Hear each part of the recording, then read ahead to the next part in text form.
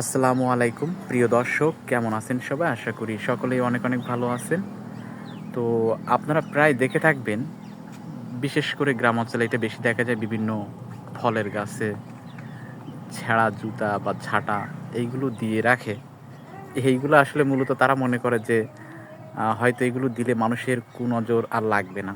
ফলে দেখি যে এতগুলো ফল ধরেছে গাছে, বাবারে বাবা! এই যে একটা প্রথা রয়ে গেছে মানুষের ভিতরে, ভুল ধারণা। তো সেই কারণেই কিন্তু মূলত এই জুতা বা ঝাঁটা এগুলো দিয়ে রাখে। এটা কিন্তু আসলেই ইসলাম শরিয়া মোতাবেক এগুলো কখনো বলে না। প্লাস আমি মূলত ভিডিওটা করতে চাই এই কারণে যে দেখেন, গাছের নিচে দাঁড়িয়ে ফলে হাত দেওয়া যাচ্ছে।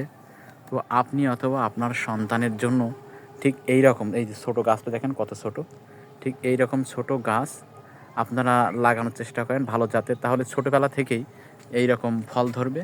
আর এই ফলগুলো আপনারা মাটিতে দাঁড়িয়ে পাড়তে পারবেন, আপনি হোক বা আপনার সন্তানের হোক, পেড়ে খেতে পারবে। কারণ ডাবে কিন্তু প্রচুর পরিমাণ ভিটামিন এবং পুষ্টি উপাদান থাকে। তো যাই হোক, আমার ভিডিওটা যদি আপনাদের কাছে ইনফরমেটিভ মনে হয়ে থাকে তাহলে ফেসবুক থেকে ফলো এবং ইউটিউব থেকে সাবস্ক্রাইব করে সাথেই থাকবেন। আল্লাহ হাফেজ।